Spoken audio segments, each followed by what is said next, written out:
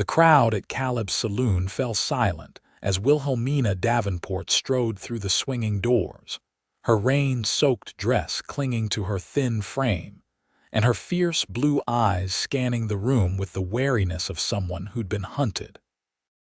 It was 1876 in Green River, Wyoming territory, and a woman traveling alone raised eyebrows, especially one who looked as haunted as she did.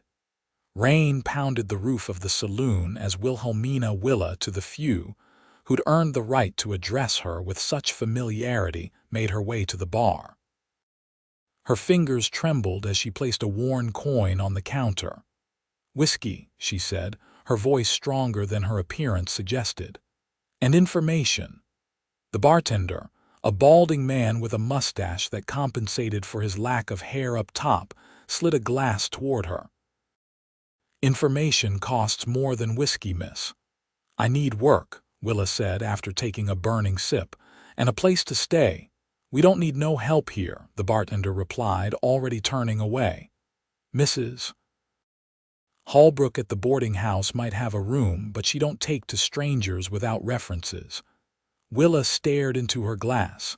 "I have references." "From where?" The question came from behind her. Willa turned to find herself looking at a tall man with broad shoulders and eyes the color of the Wyoming sky. He wore a duster and a hat that had seen better days, but there was something in the way he carried himself that commanded respect. "San Francisco," she answered, lifting her chin. "Denver before that." The man nodded, taking the stool beside her. "Isaac Jenkins," he said, removing his hat to reveal dark hair with a hint of copper when the lamplight caught it. "Most folks call me Ike." "Wilhelmina Davenport," she replied. "Most folks don't call me anything anymore." A ghost of a smile touched Ike's lips. "Well, Miss Davenport, Green River's a growing town. Railroads bringing in new folks every day. If you're looking for honest work, I might know a place." Willa studied him, searching for the inevitable signs of a man with dishonorable intentions. Finding none, she nodded. "I'm a hard worker, Mr. Jenkins. The mercantile. Owner's wife just had their 4th baby. They need help." He drained his own whiskey. "I can take you there in the morning if you'd like." "Why would you help me?" Suspicion laced her words. Ike shrugged. "Everyone deserves a chance in this life." He placed money on the bar. "This should cover a room at Mrs. Holbrook's. I'll vouch for you." Willa stared at the money, pride warring with necessity. "I don't take charity." "It's not charity if you pay it back," he countered. "And something tells me you're good for it." The following morning, with the rain having given way to a crisp autumn day, Ike introduced Willa to Thomas and Martha Benson at the Green River Mercantile. By noon, she was stocking shelves and learning the inventory. By evening, she had secured a small room at Mrs. Holbrook's boarding house, her meager possessions unpacked. For the first time in 2 years, Willa slept through the night without dreaming of the past. The weeks that followed fell into a rhythm. Willa worked diligently at the mercantile, impressing the Bensons with her quick mind and attention to detail. She kept to herself, polite but distant with the other boarders at Mrs. Holbrook's house, and she found herself watching for Ike Jenkins whenever the bell above the mercantile door jingled. He came in regularly, sometimes for supplies, sometimes just to tip his hat and ask how she was settling in.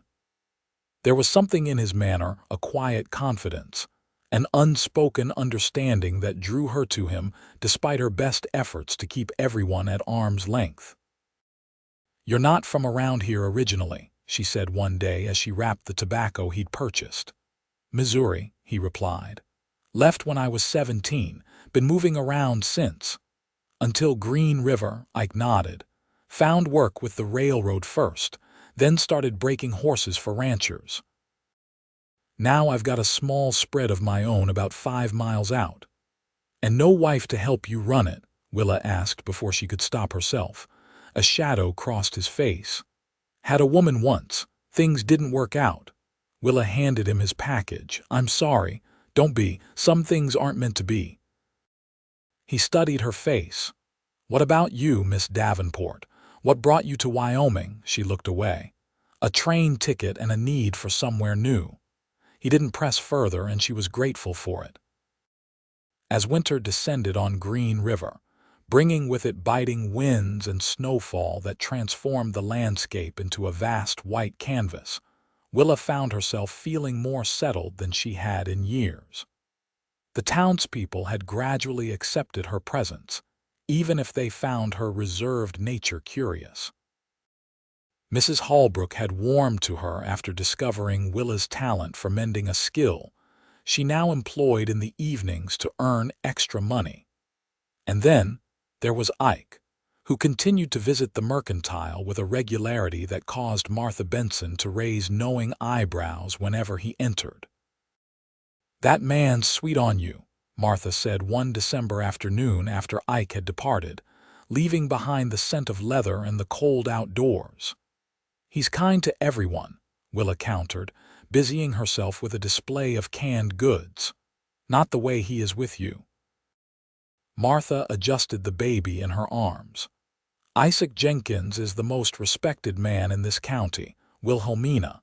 Half the unmarried women in town would give their eyeteeth for the way he looks at you." Willa felt warmth creep into her cheeks. "You're imagining things."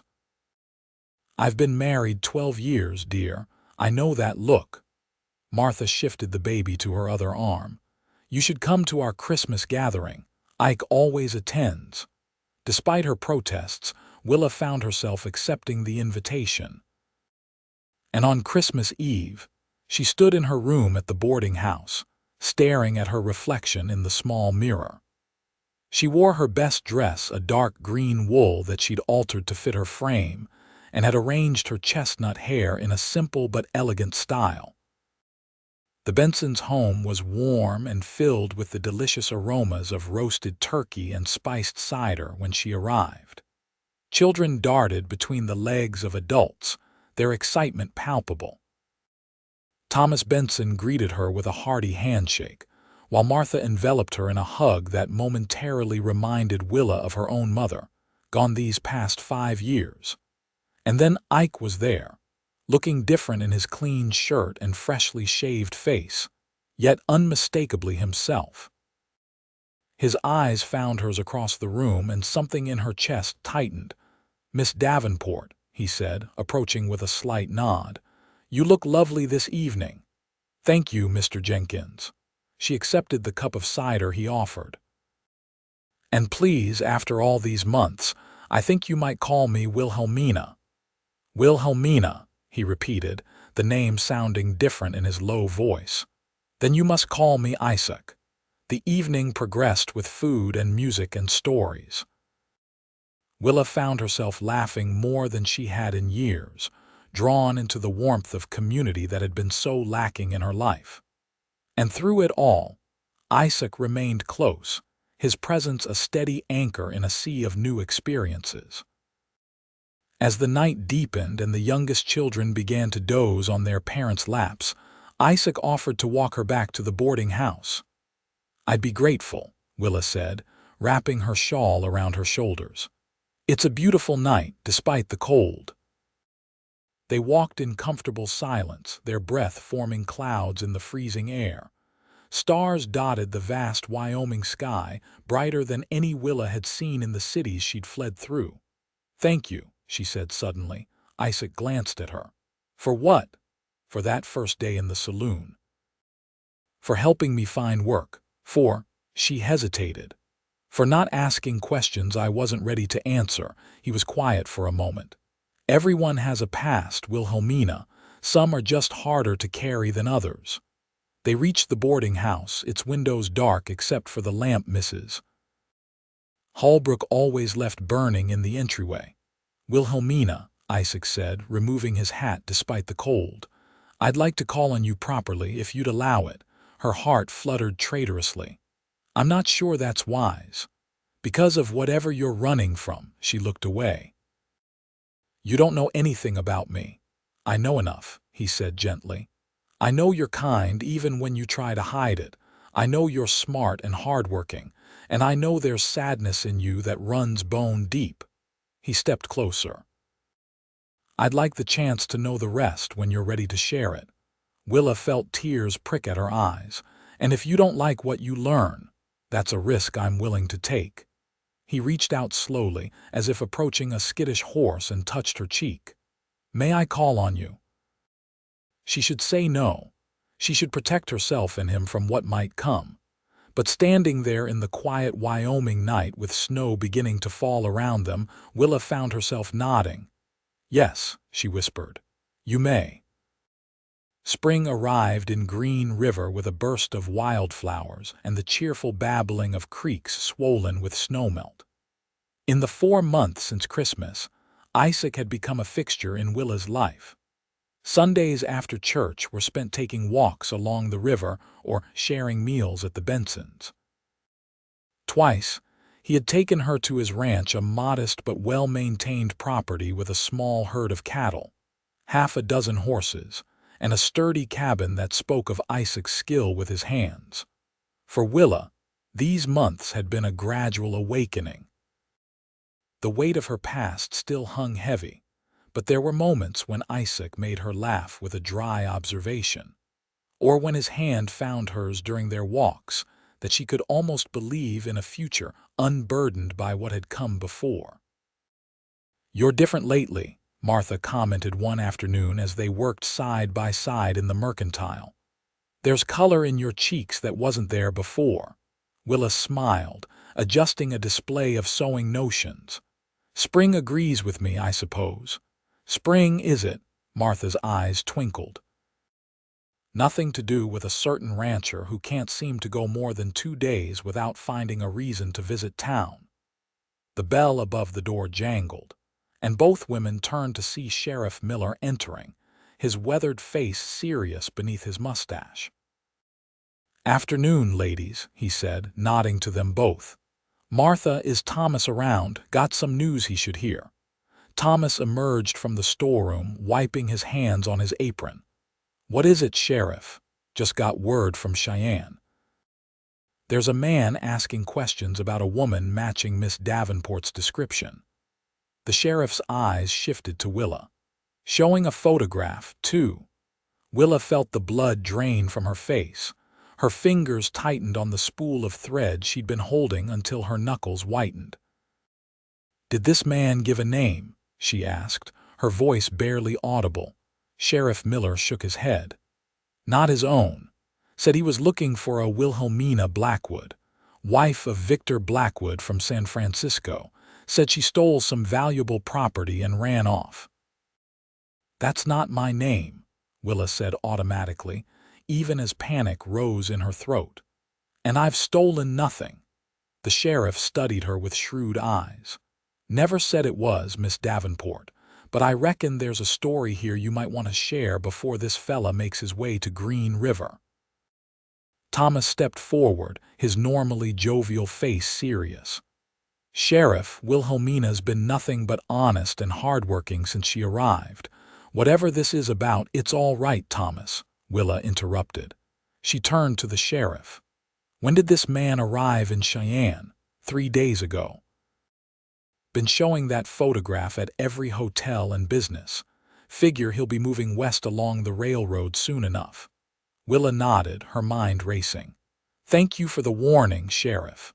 After he departed, Martha touched Willa's arm gently. "Wilhelmina, is there something you need to tell us?" Willa looked at the kind faces of the people who had welcomed her, given her work, treated her with respect, and she thought of Isaac, of the trust growing between them, the possibility she had allowed herself to imagine. "Yes," she said finally, "but not here, and I think Isaac should hear it too." That evening, after the mercantile closed, Willa sat in the Bensons' parlor.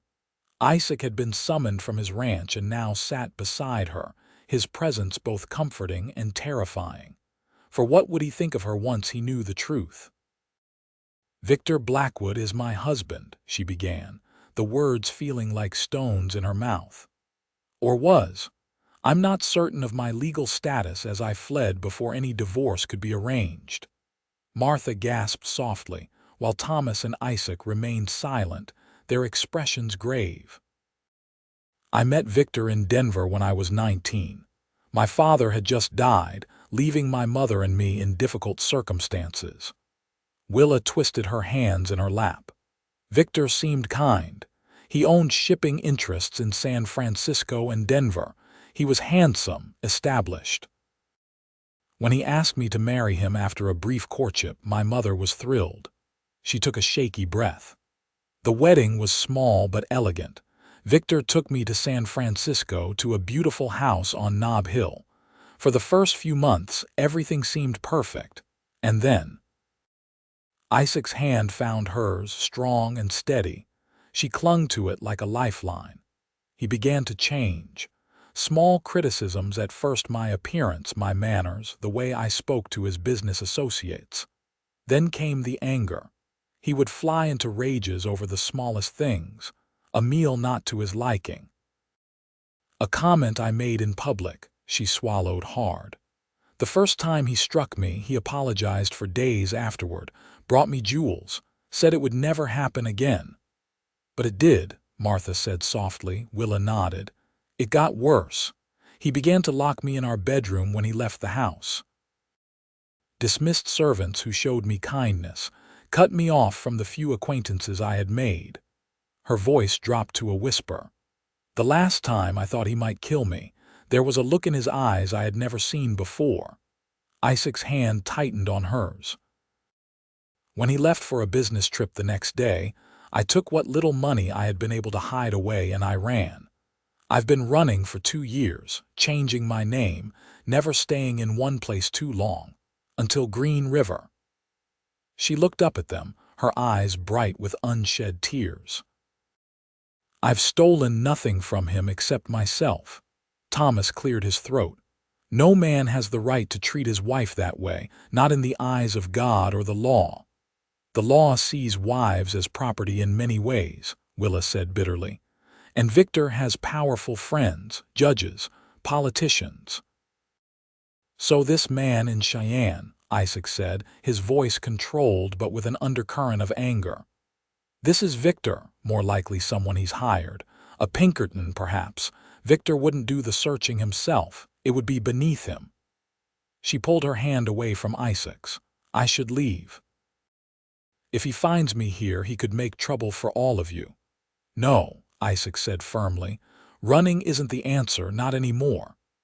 "Isaac is right," Thomas agreed. "This town takes care of its own, Wilhelmina, and like it or not, you're one of us now." Martha moved to sit beside Willa, putting an arm around her shoulders. "We'll figure this out together. But you're not facing this alone, not anymore."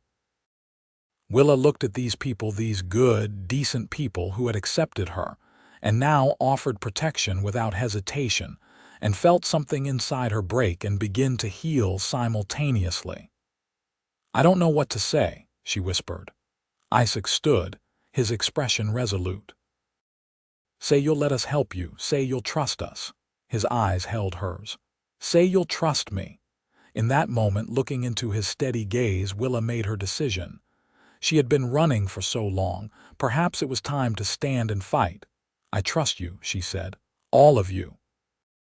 The next morning, Isaac rode into Cheyenne with Sheriff Miller. Their plan was simple: identify the man asking questions and determine his intentions before he could make his way to Green River.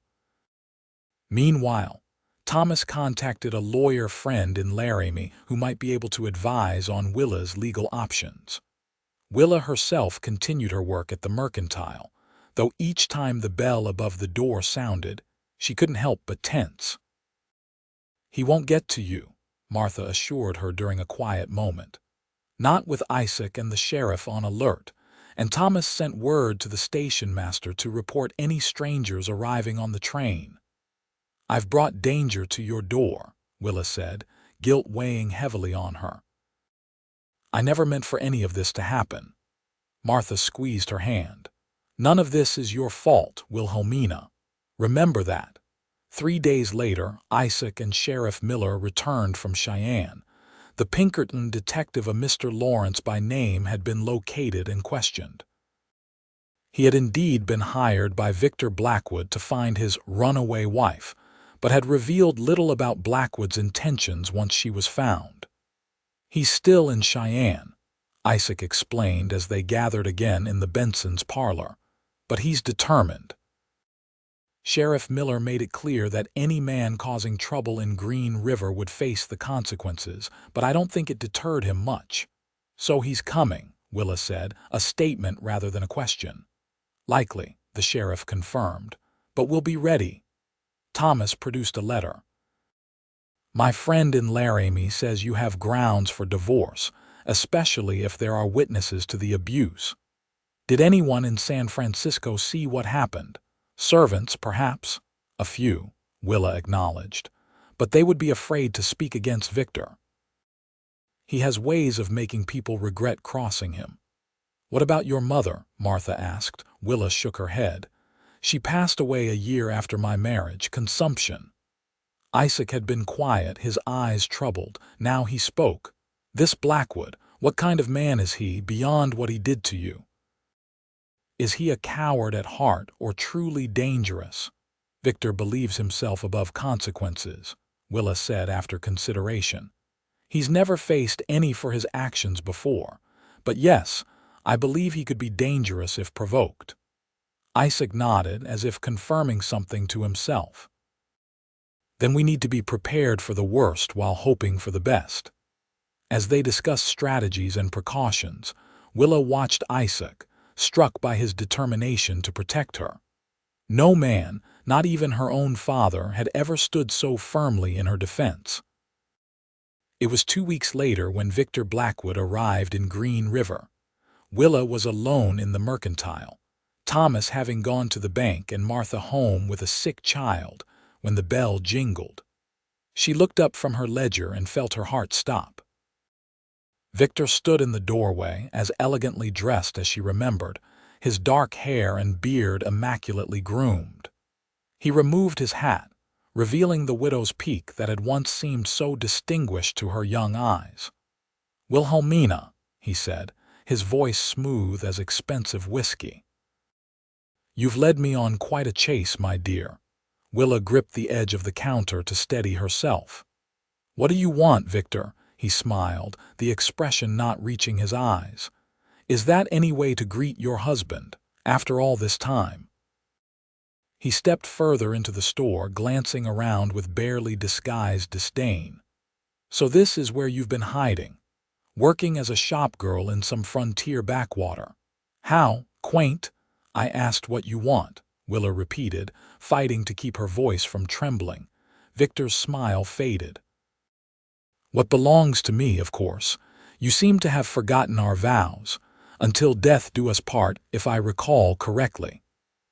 "Those vows also included honoring and cherishing," she countered, "which you abandoned the first time you raised your hand to me." A flash of anger crossed his face, quickly controlled. "We had our difficulties, as all couples do, but I've come to bring you home, Wilhelmina, where you belong. This is my home now." She stood straighter. "And I'm not going anywhere with you." Victor sighed, as if dealing with a difficult child. "I had hoped you would be reasonable. It seems your time in this place has only made you more stubborn." He reached into his coat and withdrew a folded document. "Perhaps this will clarify your position." He placed it on the counter between them. Willa didn't reach for it. "What is that?" "A court order, my dear, from San Francisco, declaring you mentally unstable and ordering your return to my care." His smile returned, cold and triumphant. "Signed by Judge Harrison. You remember him, of course. Such a good friend to our family." Willa felt ice form in her veins. Judge Harrison had dined at their home many times, always laughing too loudly at Victor's jokes, accepting expensive cigars with greedy hands. "That's a lie," she whispered. "Is it? Your behavior certainly suggests instability. Abandoning your home, your husband, hiding under a false name." He leaned forward. "The document is quite real, I assure you, and I have 2 men waiting at the hotel who will help escort you back to San Francisco should you prove difficult." The bell above the door jingled again. Victor straightened, his face composing itself into polite neutrality as he turned. Isaac stood in the doorway, his tall frame blocking the light, his expression hard as granite when his eyes took in the scene. "Everything all right here, Wilhelmina?" he asked, his gaze never leaving Victor. Before she could answer, Victor extended his hand. "Victor Blackwood, and you are—" Isaac ignored the outstretched hand. "Isaac Jenkins, a friend of Miss Davenport's." "Ah, I see the confusion." Victor's voice oozed false cordiality. "This is my wife, Wilhelmina Blackwood. I'm afraid she's been unwell, mentally fragile since her mother's passing. I've come to take her home where she can receive proper care." Isaac stepped fully into the store, letting the door swing closed behind him. "Is that so?" He looked to Willa. "That true?" "No," she said, finding strength in his presence. "Victor is my husband, yes, but I left him because he abused me, physically, repeatedly. I'm not mentally unstable, and I'm not going anywhere with him." Victor's mask slipped, just for a moment, revealing the anger beneath. "This is a private matter between husband and wife. I suggest you remove yourself, Mr. Jenkins, before you become entangled in something beyond your understanding." Isaac didn't move. "I understand plenty. I understand that a man who hits a woman isn't much of a man at all." "How dare you?" Victor began, his face flushing. "And I understand," Isaac continued calmly, "that in Wyoming territory we don't take kindly to men who mistreat women, court order or no." Victor's hand moved toward his coat, but Isaac was faster. In one fluid motion, he had his revolver drawn and pointed at Victor's chest. "I wouldn't," Isaac advised quietly. The door opened again, and Sheriff Miller entered, hand resting on his own sidearm. "Trouble, Ike." "Mr. Blackwood here was just leaving," Isaac said, his gun still trained on Victor. "Weren't you?" Fury contorted Victor's features, but he was no fool. Outnumbered and outgunned, he reached slowly for the document on the counter. "This isn't over," he said, his voice low and threatening as he locked eyes with Willa. "You belong to me, by law and by God, and I will have what's mine." "Get out," Sheriff Miller ordered.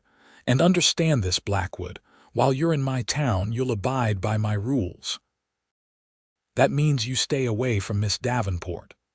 Your town has no authority over a federal court order," Victor sneered, tucking the document back into his coat. "Maybe not," the sheriff acknowledged. "But until a federal marshal shows up to enforce it, my word is law here. And I'm telling you to leave her be." For a tense moment, Victor seemed to consider his options. Then, with a curt nod, he replaced his hat and moved toward the door.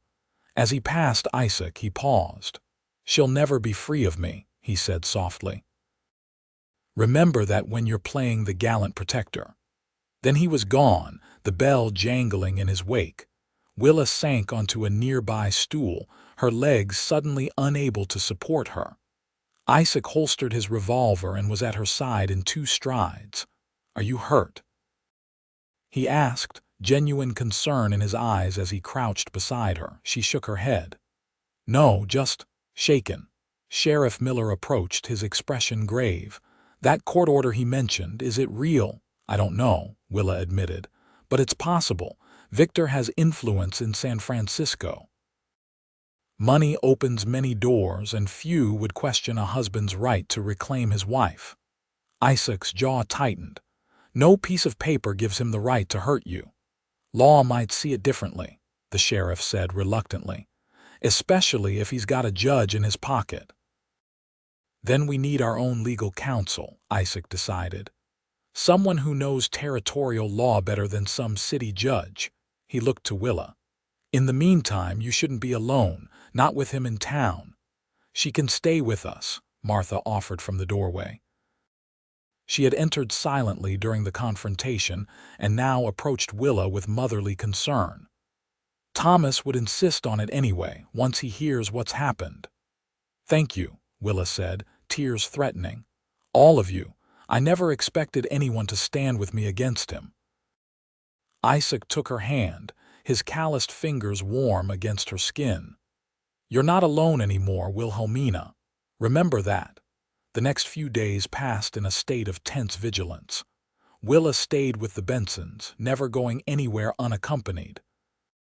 Victor remained at the hotel, occasionally seen taking meals at the restaurant or smoking cigars on the porch, but he made no move to approach her. "He's biding his time," Willa told Isaac as they sat on the Bensons' porch one evening.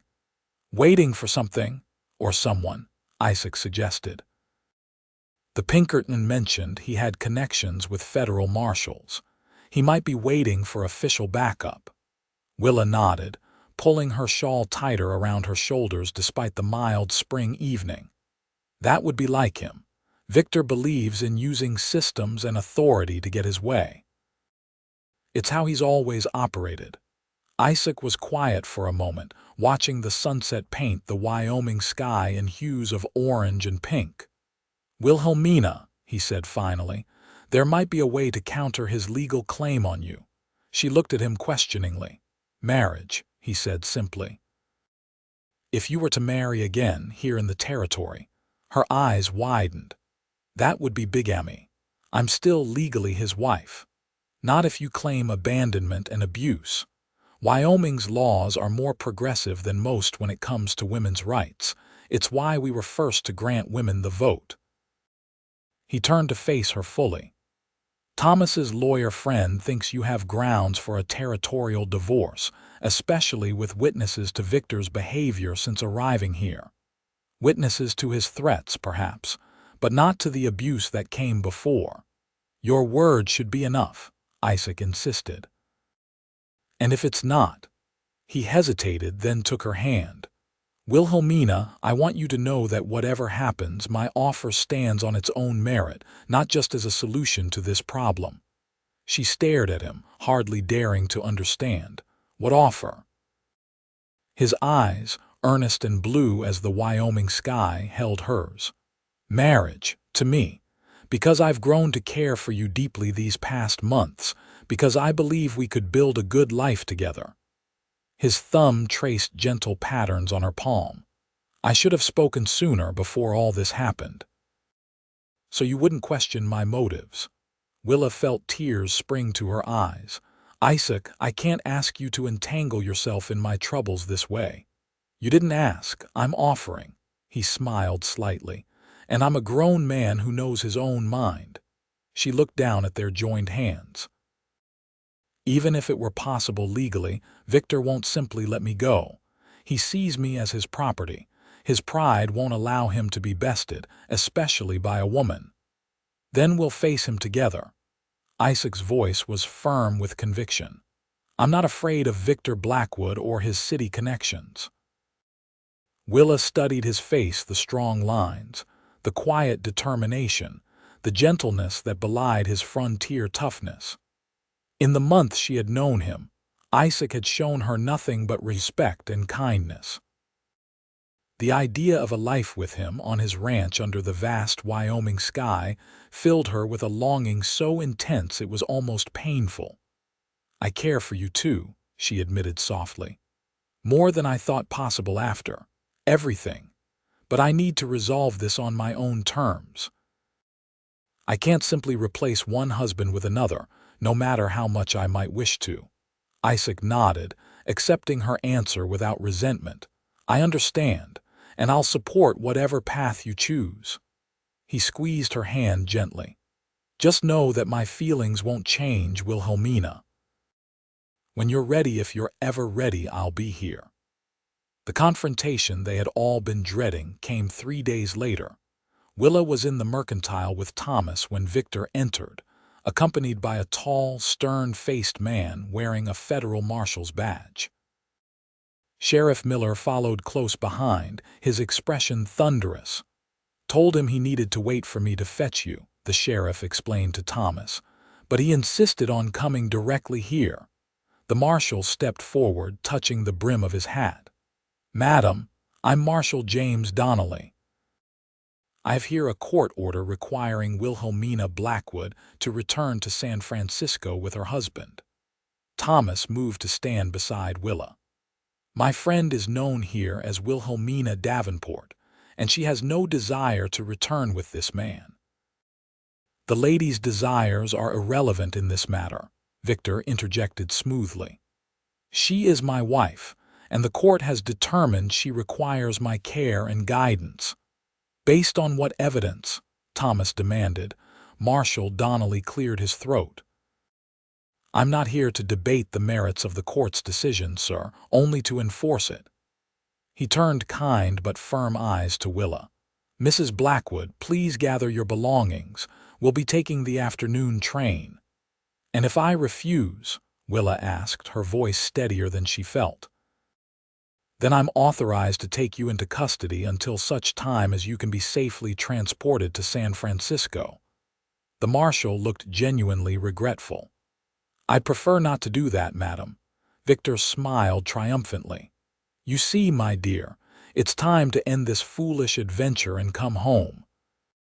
"This is my home now," Willa said, "and I won't be returning to San Francisco, not with you," the marshal sighed.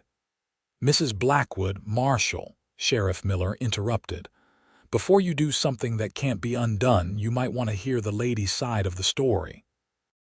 "I'm afraid that's not within my authority," Marshal Donnelly replied.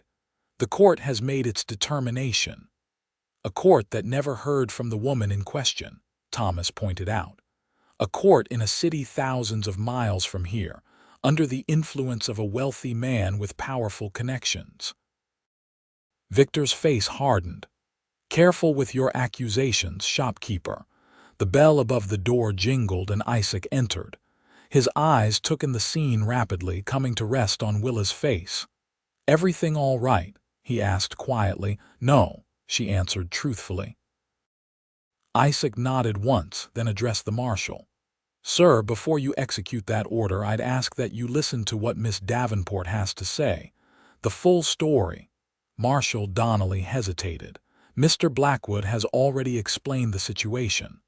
"I'm sure he has," Isaac agreed. "But have you considered that he might not be telling the truth? That the woman he claims is mentally unstable might actually be a victim fleeing abuse?" Victor's composure slipped. "How dare you let her speak?" Isaac continued, his eyes never leaving the marshal's face. "Hear her story. Look her in the eye and decide for yourself if she's unstable or if she's a woman who's been terribly wronged." Something in Isaac's manner, his quiet dignity perhaps, or the absolute conviction in his voice seemed to reach the marshal. After a moment's consideration, he nodded. "Very well. I'll hear what the lady has to say." Victor stepped forward. "This is absurd. The court has already—" "Mr. Blackwood," the marshal interrupted firmly, "I've agreed to listen. That's my prerogative as the officer tasked with executing this order." He turned to Willa. "Madam." In the silence that followed, Willa felt a lifetime of fear and shame and anger crystallize into a moment of perfect clarity. She had been running for so long. Perhaps it was finally time to stand her ground. "My name is Wilhelmina Davenport," she began, her voice gaining strength with each word. "I was born Wilhelmina Davis in Denver, Colorado. In 1872, at the age of 19, I married Victor Blackwood after a brief courtship." She looked directly at the marshal. "Within 3 months of our marriage, he began to strike me." She told her story from the beginning, the gradual isolation, the escalating violence, the final, terrible beating that had left her unconscious for hours, and the escape that had followed, 2 years of constant movement, always looking over her shoulder, never staying in one place long enough to form connections. Until Green River. As she spoke, the mercantile grew crowded. Martha arrived with her youngest child on her hip. Mrs. Hallbrook from the boarding house stepped in, followed by several other townspeople who had heard something important was happening. They listened in silence as Willa recounted her ordeal, their faces growing increasingly somber. Throughout her testimony, Victor's expression cycled between contempt and barely contained fury. When she described the worst of his abuse, he scoffed loudly. "Fabrications and exaggerations," he declared. "The ravings of a woman whose mind has been affected by her mother's death and her own hysterical nature." "Is that why you've never remarried, Mr. Blackwood?" Isaac asked quietly. "In the 2 years since your wife disappeared? If she's as unstable as you claim, why go to such lengths to find her? Why not simply divorce her and start fresh?" Victor's eyes narrowed. "I don't need to explain myself to you, Cowboy." "No," Isaac agreed. "But you might need to explain to the marshal why a supposedly concerned husband wouldn't seek help for his wife, rather than a court order declaring her incompetent." Marshal Donnelly had remained silent throughout Willa's story, his expression giving nothing away. Now he turned to Victor. "Mr. Blackwood, these are serious allegations." Victor straightened his waistcoat dismissively. "Allegations without proof. My wife has clearly been influenced by these people during her time here. They've filled her head with notions of independence that are contrary to the natural order and her own best interests." "The proof is written on her soul," Martha said suddenly, stepping forward with her child still on her hip. "Look at her, Marshal. Really look. Does she seem unstable to you? Or does she seem like a woman who has survived something terrible and found her strength on the other side of it?"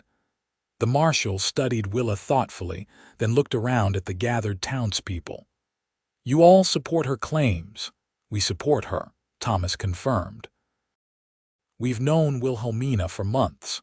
She's honest, hardworking, and as sane as anyone in this room." Sheriff Miller nodded agreement. "And I can testify that Mr. Blackwood here has made veiled threats since arriving in town. Doesn't strike me as the behavior of a concerned husband." Marshal Donnelly seemed to consider this, his weathered face revealing the conflict within. Finally, he turned to Willa. "Madam, I appreciate your willingness to share your story. It can't have been easy." He touched the court order in his pocket. "However, this document is still legally binding. I'm obligated to execute it." Willa felt her heart sink. "But," the marshal continued, "given the circumstances and the testimony I've heard, I believe the most prudent course is to delay execution until the territorial court can review the matter." He looked at Victor. "Mr. Blackwood, I suggest you engage a local attorney. I'll be filing a report recommending a full hearing before any action is taken to remove Mrs. Blackwood from Wyoming territory." Victor's face reddened with anger. "This is outrageous. I'll have your badge for this, Donnelly." "You're welcome to try, sir." The marshal's voice was cool. "In the meantime, I advise you to keep your distance from the lady until this matter is resolved legally." As Victor stormed from the mercantile, hurling threats and imprecations, Willa felt something loosen in her chest. It wasn't a victory, not yet. But for the first time since fleeing San Francisco, she had stood her ground and spoken her truth. And she had been believed. The next few weeks brought a flurry of legal activity. Thomas's lawyer friend from Laramie arrived to represent Willa, bringing with him a petition for divorce based on cruelty and abandonment. Victor, meanwhile, engaged an attorney from Cheyenne who specialized in family law. The territorial court agreed to hear the case, setting a date for early June. In the meantime, Marshal Donnelly had returned to his duties elsewhere, but not before issuing a temporary stay on the San Francisco court order. Through it all, Isaac remained Willa's steadfast supporter. He adjusted his ranching responsibilities to be in town more often, sometimes staying overnight at the hotel to be close at hand if needed. They spent quiet evenings on the Bensons' porch, talking of everything and nothing, carefully avoiding discussion of what might come after the court's decision. "You should see the ranch in summer," Isaac said one such evening as they watched fireflies dance in the gathering dusk. "The meadow behind the cabin fills with wildflowers, blues and purples and yellows as far as you can see." Willa smiled, allowing herself to imagine it. "It sounds beautiful." "It is."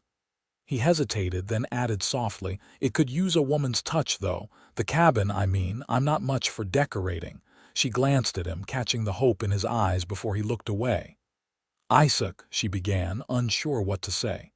"You don't have to answer," he assured her quickly. "I know now's not the time, with everything happening." He shook his head. "Just something to think about for the future. The future. Such a uncertain thing." And yet, sitting beside this good man in the quiet Wyoming evening, Willa found herself believing in possibilities that had seemed impossible not so long ago.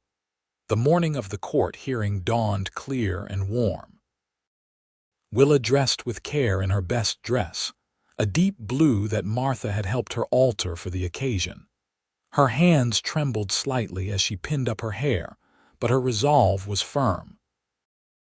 Isaac met her at the boarding house, looking uncharacteristically formal in a clean suit and freshly trimmed hair. "Ready?" he asked simply. She nodded. "As I'll ever be." The territorial courthouse was packed with spectators when they arrived. It seemed all of Green River had turned out to witness the proceedings. Willa spotted Victor and his attorney seated at the front, Victor's posture rigid with contained anger. The judge, a stern-looking man named Hollister, called the court to order promptly at 9 o'clock. After the initial formalities, Willa's attorney presented her petition for divorce, detailing the abuse she had suffered and her grounds for seeking legal separation. Victor's attorney countered with the San Francisco court order and a vehement denial of all allegations of mistreatment. Mrs. Blackwood abandoned her husband without cause, he argued. Her claims of abuse are a convenient fabrication meant to justify her desertion and subsequent flight. Willa was called to testify first. Under her attorney's gentle questioning, she recounted her marriage and the abuse that had followed, her voice steady despite the painful memories. When asked why she had not sought legal recourse in San Francisco, she explained Victor's connections and the prevailing attitudes toward wives who accused their husbands of cruelty. "I believed I would not be heard," she said simply. "Or worse, that I would be heard but not believed." During cross-examination, Victor's attorney attempted to portray her as unstable and prone to exaggeration. He questioned her about her mother's death, suggesting that grief had affected her perception of reality. "And isn't it true," he pressed, "that you took valuable items from the Blackwood home when you fled, jewelry and cash that rightfully belonged to your husband?" "I took my mother's locket and the money I had saved from my household allowance," Willa answered calmly. "Nothing more." Throughout her testimony, Isaac sat in the front row, his steady gaze offering silent support whenever she faltered. Victor testified next, painting a picture of himself as a devoted husband concerned for his wife's mental well-being. He described Willa as delicate and high-strung, claiming that any physical contact between them had been merely his attempts to calm her during episodes of hysteria. "I have spent 2 years and considerable resources searching for my wife," he concluded, his voice a perfect blend of concern and wounded dignity. "Not out of anger or a desire to punish, but out of genuine fear for her welfare." When Willa's attorney cross-examined him, Victor maintained his composure admirably, deflecting questions about his temper and dismissing allegations of abuse as unfortunate misunderstandings. Next came character witnesses. Martha and Thomas Benson testified to Willa's steady nature and work ethic. Mrs. Holbrook described her as a model boarder, quiet and respectable. Sheriff Miller recounted Victor's threatening manner since arriving in Green River, and then, unexpectedly, Isaac was called. "Mr. Jenkins," Willa's attorney began, "you've known Miss Davenport, Mrs. Blackwood, for how long?" "Since November last year," Isaac replied. "About 7 months now." "And in that time, have you observed anything that would suggest she is mentally unstable or prone to delusions?" "No, sir." "Quite the opposite. Wilhelmina is one of the most level-headed, clear-thinking people I know." Isaac's voice was steady, his gaze direct. "She's faced her past with courage and honesty. That's not the behavior of someone unstable." "Mr. Jenkins," the attorney continued, "is it true that you and Mrs. Blackwood have developed a personal relationship during her time in Green River?" A murmur ran through the courtroom. Victor leaned forward, his eyes narrowing. Isaac didn't flinch. "I care for her deeply, yes. And I believe she returns those feelings, but our relationship has been entirely proper." Victor's attorney stood for cross-examination. "Mr. Jenkins, isn't it possible that your feelings for Mrs. Blackwood have colored your perception of this situation? That you're choosing to believe her accusations because it serves your own interests?" "No, sir, it's not possible," Isaac answered firmly. "I believed Wilhelmina's story before I knew her well enough to have any personal interest. I believed her because her eyes tell the truth, and because I've seen enough of life to recognize a survivor when I meet one." The attorney smiled coldly. "How poetic. But let me be direct. Do you stand to gain if Mrs. Blackwood's petition is granted? Perhaps a wife for your ranch.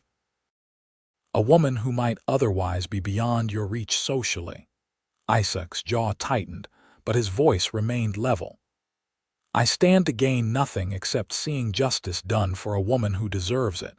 If Wilhelmina chooses to return to my affections afterward, that will be her decision, freely made." He paused, then added quietly, "And as for social standing out here, a man is judged by his actions and his word. By that measure, I'd say Wilhelmina would be marrying beneath herself if she chose me." A ripple of approving murmurs ran through the courtroom.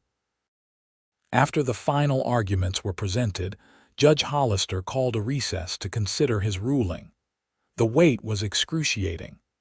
Willa sat on a bench outside the courthouse, Isaac beside her, neither speaking but drawing comfort from the other's presence.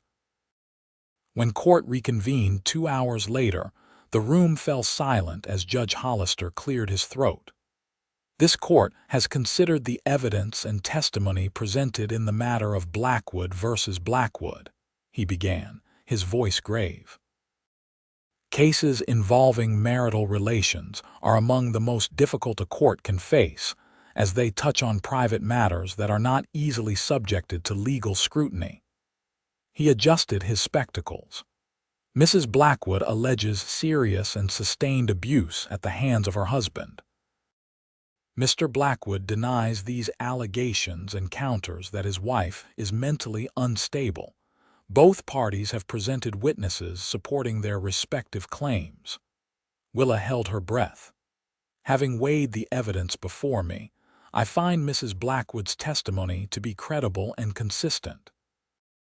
The witnesses to her character since arriving in Wyoming territory have been unanimous in describing her as rational, hardworking, and of sound mind." Victor shifted in his seat, his attorney leaning to whisper something in his ear.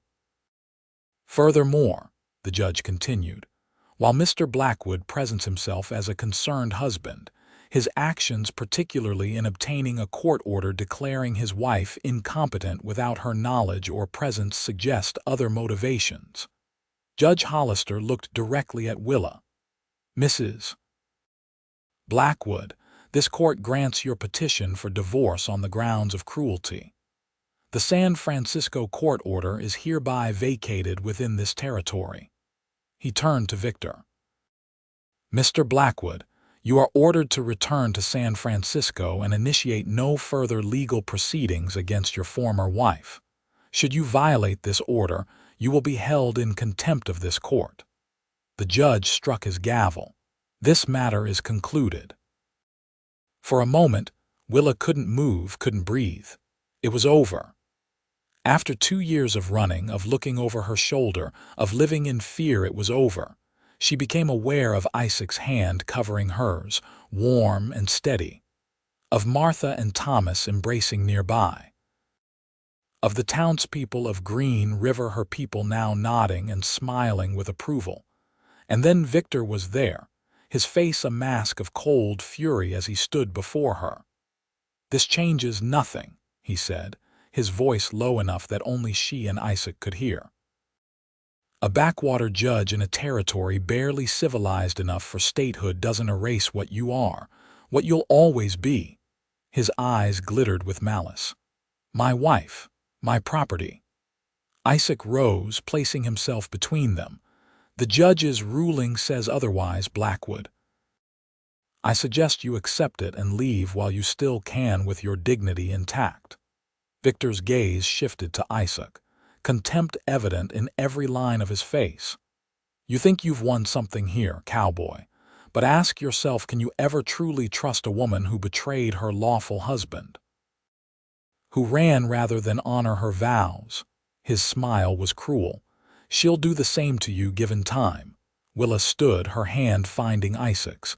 "You never understood, Victor. Marriage isn't ownership, it's partnership." She met his gaze steadily.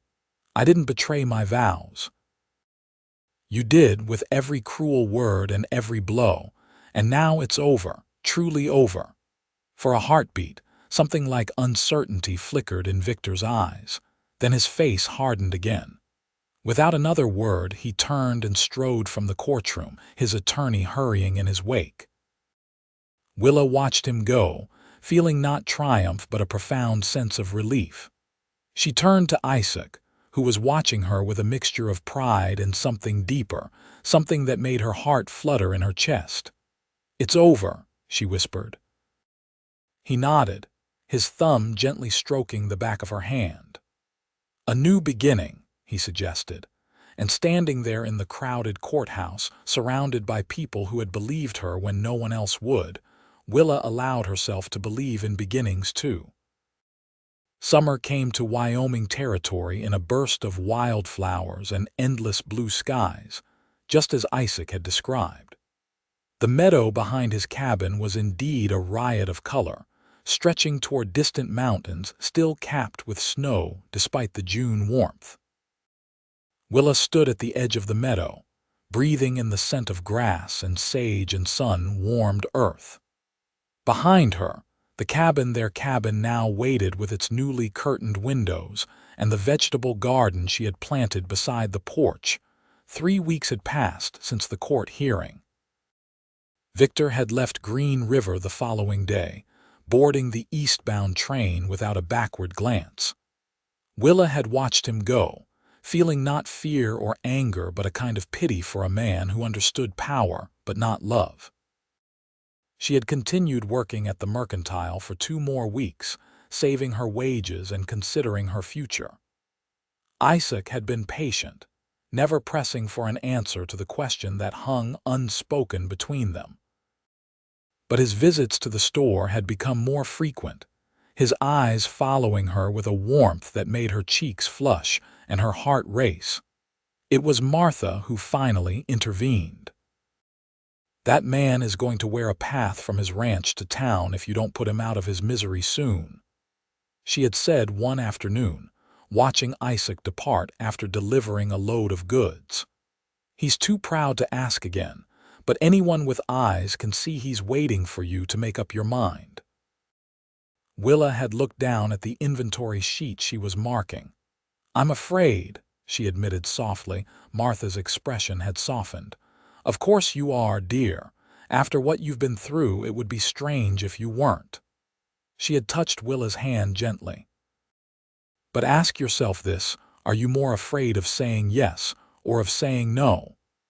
The question had stayed with Willa that night as she lay in her room at the boarding house, staring at the ceiling. Was she more afraid of taking a chance on love again, knowing how terribly wrong it could go? Or of letting this good man slip away because she couldn't trust her own judgment? The next morning, she had risen early and packed her few belongings. She had left a note for Mrs. Holbrook, thanking her for her kindness, and another for the Bensons, explaining her decision.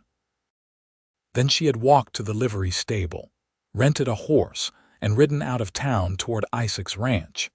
He had been mending a fence when she arrived, his shirt sleeves rolled up to reveal strong forearms browned by the sun.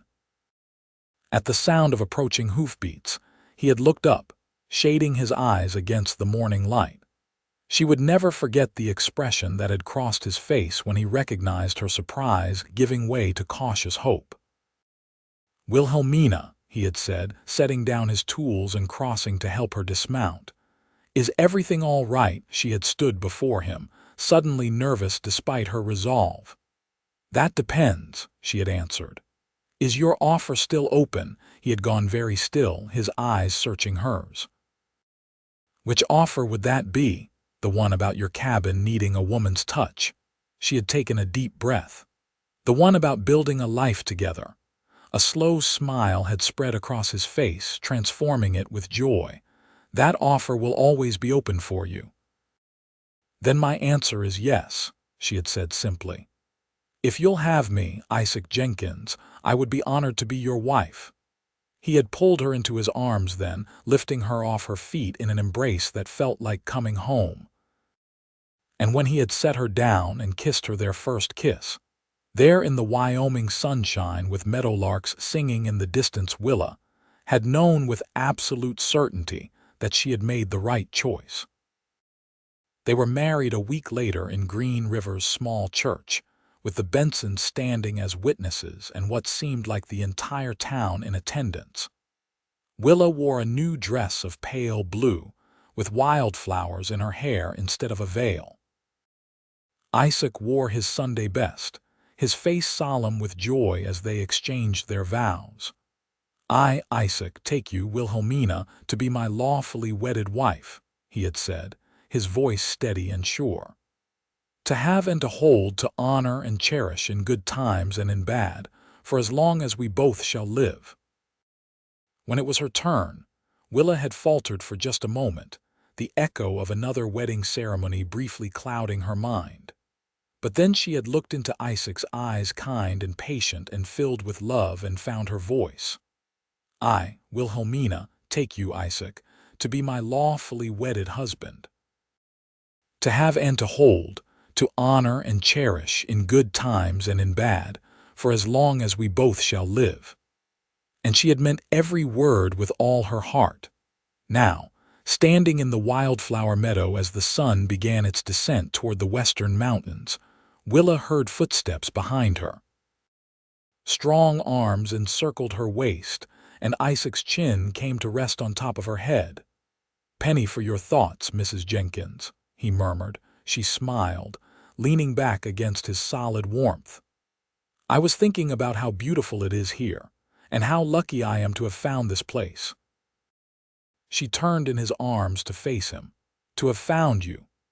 He brushed a strand of hair from her face, his touch gentle as always. "I'm the lucky one, Wilhelmina. Every day I wake up beside you, I count my blessings." She reached up to trace the line of his jaw, still marveling that she could touch him this way, that this good man was her husband. "Do you know what day it is?" she asked. He pretended to consider. "Thursday. 3 weeks since we were married," she corrected, smiling at his teasing. "And 2 months since the court hearing." Isaac's expression grew more serious. "Any regrets?" Willa shook her head. "None, except perhaps that I waited so long to say yes." She hesitated, then added softly, "I was so afraid, Isaac, after Victor. I thought I'd never trust myself or anyone else again." "What changed your mind?" His hands rested lightly at her waist, solid and comforting. "You did," she answered simply. That day in the mercantile when I told my story and you looked at me and said, "I believe you," he finished, remembering. She nodded. No one had ever done that before. No one had ever just believed me without question, without doubt. Her voice caught slightly. You have no idea what that meant to me. Isaac pulled her closer, resting his forehead against hers. I believe in you, Wilhelmina Jenkins. Yesterday, today, and all the tomorrows we'll have together. As the summer sun cast long shadows across the meadow, and the evening breeze carried the scent of sage and pine, Willa lifted her face to her husband's and knew that at last, after years of fear and flight, she had found her true home. In the years that followed, Green River continued to grow along with the young state of Wyoming. The railroad brought more settlers, the town expanded, and the wild frontier gradually gave way to civilization. But some things remained constant: the vast sky, the distant mountains, and the love between Isaac and Wilhelmina Jenkins. Their ranch prospered under their joint care. Isaac's skill with horses earned them a reputation that brought buyers from as far as Denver and Salt Lake City. Willa's garden expanded to include medicinal herbs that she sold to the town's physician and neighboring ranches. Together they built not just a home but a legacy. In the spring of 1879, their first child was born, a son they named Thomas, after the friend who had stood by them in their time of need. 2 years later came a daughter, Martha, her eyes the same blue as her father's. And in 1884, their family was completed with the arrival of another son whom they called David, after Willa's father. There were hard times, of course. Harsh winters that threatened their livestock. A fire that destroyed the barn, requiring months of rebuilding. The year Thomas fell ill with pneumonia, and they feared they might lose him. But through it all they faced each challenge together, their bond only strengthening with each test. Victor Blackwood never returned to Wyoming. They heard, through occasional letters from San Francisco acquaintances, that he had remarried a young heiress and continued his business pursuits with varying success. When news reached them in 1890 that he had died of apoplexy following a business reversal, Willa received the information with a curious sense of detachment, as if hearing about a character from a story she had read long ago. "Are you all right?" Isaac had asked that night, finding her on the porch after the children were asleep. "Yes," she had answered truthfully. "I'm free of him in every way now." Isaac had taken her hand, his fingers entwining with hers in the familiar gesture that still, after all these years, made her heart quicken. "You were free of him the moment you decided to be, Wilhelmina, long before today." She had smiled at that, knowing he was right. Her true liberation had begun that rainy evening in Green River, when a kind-eyed cowboy had listened to her story and said simply, "I believe you." As their children grew, Willa and Isaac made certain they understood the value of truth and the importance of believing those who speak it. They taught them to judge others not by their words alone, but by their actions. And they showed them, through their own example, what a marriage based on mutual respect and genuine love could be. On their 20th wedding anniversary, with their eldest son preparing to attend university in Denver and their youngest still fishing for trout in the creek behind their expanded home, Isaac presented Willa with a journal bound in soft leather. "What's this for?" she asked, running her fingers over the blank pages. "Your story," he answered. "All of it, the hard parts and the good parts." He sat beside her on the porch swing he had built when she was expecting Thomas. "I think it might help other women someday to know they are not alone. To know they can be believed." Willa leaned against her husband's shoulder, watching the sunset paint the distant mountains in shades of gold and purple. "Our story," she corrected gently. "It's been our story for a long time now." Isaac smiled, pressing a kiss to her temple. Our story, then, with many chapters yet to come. And there, in the gathering dusk, surrounded by the life they had built together, Wilhelmina Jenkins opened the journal and began to write. The crowd at Caleb's saloon fell silent as I strode through the swinging doors, my rain-soaked dress clinging to my thin frame. It was 1876 in Green River, Wyoming territory, and I was running from a past I thought would never release its hold on me. I didn't know then that my future was waiting for me in that room, a future with a man who would listen to my story and speak the words that would change everything. I believe you.